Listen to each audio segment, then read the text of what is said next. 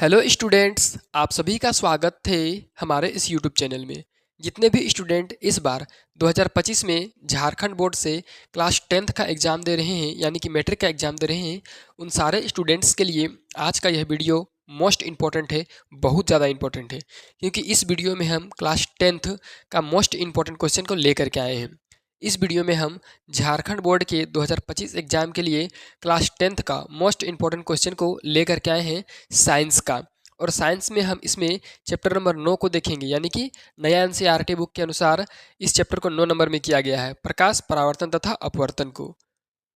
देखिए, सबसे पहले आपको बता देना चाहते हैं कि आप लोगों का बोर्ड परीक्षा बहुत ज़्यादा दिन नहीं है। अब आप लोगों को अपना पढ़ाई लिखाई शुरू कर देना चाहिए। और शुरू कहाँ से करेंगे? अगर अभी तक आप सिलेबस कंप्लीट नहीं किए हैं तो कोई बात नहीं, इस यूट्यूब चैनल को सब्सक्राइब कर लीजिए।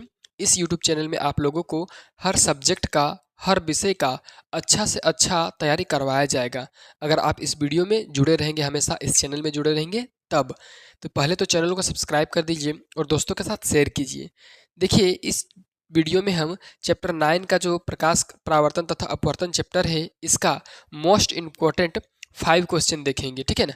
जो बहुत ज़्यादा इंपॉर्टेंट है, बार बार पूछा जा रहा है, बार बार पूछा जा रहा है उसको, ठीक है। और इन प्रश्नों के आने की संभावना भी बहुत ज़्यादा है, ठीक है। कितना है? तो 95% है कि यही 5 में से 1-2 प्रश्न आपके बोर्ड एग्जाम में आ ही जाएगा।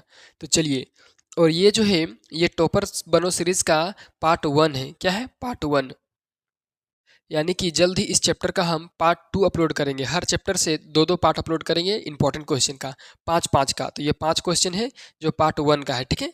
चलिए, अब शुरू करते हैं वीडियो को। देखिए, सबसे पहला इसमें से प्रश्न है कि प्रकाश के परावर्तन के नियमों को लिखें, यानी कि नियम बताना है। प्रकाश का परावर्तन का कौन कौन सा नियम है उसको लिखना है। तो चलिए, इसका आंसर देखिए। आंसर क्या लिखे हैं? आंसर, प्रकाश के परावर्तन के निम्नलिखित 2 नियम हैं। देखिए, प्रकाश का जो परावर्तन है उसका 2 नियम है, ठीक है। पहला नियम, आपतन कोण तथा परावर्तन कोण हमेशा समान होते हैं। अब देखिए, इसको समझते हैं। यहाँ पर देखिए, प्रकाश परावर्तन का एक चित्र आपके सामने है, ठीक है। देखिए, ये है मेरा आपतित किरण, यानी कि प्रकाश आ रहा है, और ये है मेरा परावर्तित किरण जहाँ से प्रकाश जा रहा है, ठीक है। इसको इस तरह से हम लोग एरो से दर्शा सकते हैं। अगर ये क्वेश्चन आया है और आप चित्र बना दीजिएगा तो आंसर और भी ज़्यादा इंगेजिंग हो जाता है। तो यहाँ पर एक कोण बन रहा है, ये अभिलंब है, ठीक है। ये अभिलंब है। यहाँ पर एक कोण बन रहा है जिसको आपतित किरण कहते हैं, और यहाँ पर भी एक कोण बन रहा है जिसको परावर्तित किरण कहते हैं, सॉरी, परावर्तित कोण कहते हैं, ठीक है। तो यहाँ का कोण और यहाँ का कोण हमेशा बराबर रहेगा, ठीक है। पहला नियम ये कहता है, ठीक है। चलिए, दूसरा नियम देखते हैं। यहाँ पे दूसरा नियम क्या कह रहा है कि आपतित किरण आपतन बिंदु पर अभिलंब तथा परावर्तित इधर क्या है? किरण, ठीक है ना। ये सभी एक ही तल पे होते हैं। देखिए, क्या बोला जाए, इसको फिर से पिक्चर के माध्यम से समझते हैं। देखिए, यहाँ पर बोला जा रहा है कि ये वाला आपतित किरण, ठीक है, और ये वाला जो अभिलंब है वो वाला, ठीक है, और ये जो परावर्तित किरण है ये वाला, ये तीनों एक ही तल पर रहेगा, मतलब एक ही पृष्ठ पर रहेगा, एक ही परावर्तक पृष्ठ पर रहेगा, ठीक है। यही आपका परावर्तन का 2 ठो नियम, ठीक है। आई होप आपको समझ में आया होगा। चलिए, देखते हैं हम लोग दूसरा क्वेश्चन। देखिए, दूसरा क्वेश्चन में क्या पूछा गया है, ये भी बहुत ज़्यादा इंपॉर्टेंट है। इसको तो भी आई करके आप पहले टिक कर लीजिए, ठीक है। चलिए, 2 नंबर में क्या है? अवतल एवं उत्तल दर्पण के उपयोग लिखें, ठीक है। ऐसा कोई भी बोर्ड परीक्षा नहीं है जिसमें ऑब्जेक्टिव और सब्जेक्टिव में अवतल और उत्तल दर्पण से इसका उपयोग से क्वेश्चन नहीं आता है। हर बार आता है, ऑब्जेक्टिव में आए, सब्जेक्टिव में आए, लेकिन आएगा ही आएगा, ठीक है। और इस वीडियो को अगर आप पूरा देखिएगा तो 5 नंबर तो आपका पक्का है, ठीक है।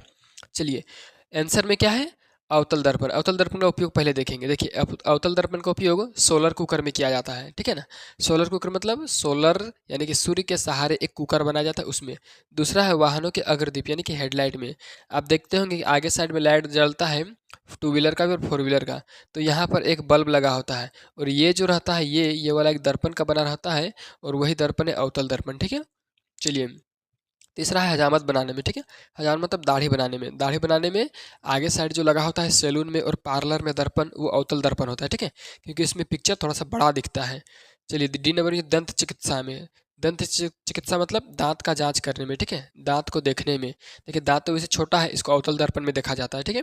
चलिए, ई नंबर में क्या दिया है? टॉर्च में, ठीक है ना। टॉर्च में भी किया जाता है अवतल दर्पण का उपयोग, वहीं पर जिस तरह से गाड़ी के हेडलाइट में होता है उसी तरह से। चलिए, उत्तल दर्पण का उपयोग क्या है? स्ट्रीट लाइट, गली के आस पास में जो लाइट देखते हैं खड़ा खड़ा लंबा लंबा पोल में लगा होता है उसमें, ठीक है, उत्तल दर्पण का यूज़ किया जाता है। और वाहनों के पश्च दृश्य दर्पण में, यानी कि गाड़ी के साइड में दो ठो जो मिरर लगा होता है वो सब दोनों उत्तल दर्पण रहता है। चलिए अब देखते हैं 3 क्वेश्चन। देखिए 3 नंबर का क्वेश्चन में क्या पूछा गया है, ध्यान से देखिए, अच्छे से इसको समझाते हैं आप लोगों को, ठीक है। थोड़ा सा इसको और छोटा कर लेते हैं इतना। देखिए 3 नंबर का क्वेश्चन पूछा है और बहुत ज़्यादा इंपॉर्टेंट भी है। जब हम बोर्ड परीक्षा दिए थे तो ये क्वेश्चन आया भी था, ठीक है। कह रहा हम वाहनों के पश्चिम दृश्य दर्पण में उत्तल दर्पण की वरीयता क्यों देते हैं। देखिए ये है हम लोगों का गाड़ी, ठीक है। गाड़ी के दोनों साइड एक दर्पण लगा होता है, दोनों साइड एक एक करके। तो इसमें उत्तल दर्पण लगा होता है, ठीक है ना। और उत्तल दर्पण को लगाने के लिए क्यों कहते हैं हम लोग, ठीक है। यानी कि उत्तल दर्पण क्यों लगाया जाता है, ऐसे सिंपल माध्यम मीडियम में बोला जाता है कि उत्तल दर्पण क्यों लगाया जाता है वाहनों के साइड मिरर या तो फिर पश्चिम दृश्य दर्पण में, ठीक है। चलिए इसी क्वेश्चनों को बहुत तरह से पूछता है कि वाहनों के साइड मिरर में किस दर्पण का उपयोग किया जाता है और क्यों, वाहनों के साइड मिरर में उत्तल दर्पण का उपयोग क्यों किया जाता है, अलग अलग तरीके से। तो चलिए इसका आंसर देखते हैं। कह रहा है उत्तल दर्पण के द्वारा किसी वस्तु का काल्पनिक सीधा एवं वस्तु से बहुत छोटा प्रतिबिंब बनता है। देखिए उत्तल दर्पण में जो प्रतिबिंब बनता है वो काल्पनिक बनता है, ठीक है, सीधा बनता है, वस्तु से बहुत छोटा बनता है, ठीक है ना, जिससे दर्पण में किसी भी बड़े वाहन का चित्र साफ साफ दिखाई देता है। इसलिए हम वाहनों के पश्च दृश्य दर्पण में उत्तल दर्पण की वरीयता देते हैं। देखिए इसमें बोला जा रहा है, एक मान के चलिए ये वाला आपका मिरर है, ठीक है। यहाँ पर पीछे बड़ा गाड़ी है, तो इस बड़ा गाड़ी का फोटो इस मिरर में छोटा दिखेगा, ठीक है। छोटा दिखने से क्या होगा, जो भी ड्राइवर हम लोग चलाते हैं उसका ड्राइवर उस फोटो को, पीछे वाला गाड़ी का फोटो को आराम से देख लेगा अच्छे तरीके से। और बड़ा गाड़ी है तो ज़्यादा साइड देगा, छोटा गाड़ी है तो कम साइड देगा, ठीक है ना। इस तरह से हम लोग पीछे वाला के दृश्य को अच्छे तरीके से देख पाते हैं उत्तल दर्पण में। इसलिए उत्तल दर्पण में हम लोग वरीयता देते हैं, सॉरी, साइड मिरर में हम लोग वरीयता देते हैं कि उत्तल दर्पण ही लगाना चाहिए, ठीक है। चलिए अब नेक्स्ट क्वेश्चन देखते हैं चौथा नंबर में। देखिए चौथा नंबर का कोई क्वेश्चन बहुत ज़्यादा इंपॉर्टेंट है, ठीक है ना। क्या है, प्रकाश के अपवर्तन के नियमों को लिखें, ठीक है। प्रकाश का अपवर्तन का कौन सा नियम है उसको लिखना है। तो चलिए क्या दिया है, पहला नियम देखिए, आप इसका भी दो ठो नियम है, ठीक है ना। प्रकाश का अपवर्तन का भी दो नियम है। पहला, आपतन कोण और अपवर्तन कोण दोनों हमेशा समान होते हैं। देखिए यहाँ पर इसको पिक्चर के माध्यम से समझते हैं, ये वाला पिक्चर इसका है, ठीक है ना। देखिए ये वाला आपका अभिलंब है और ये वाला आपका लेंस है, ठीक है ना। यहाँ पर पहला माध्यम है और यहाँ पर ये वाला इधर दूसरा माध्यम है। इधर से प्रकाश किरण आया तो इसको बोलते हैं आपतित किरण, ठीक है, और इसको बोलते हैं अपवर्तित किरण, ठीक है।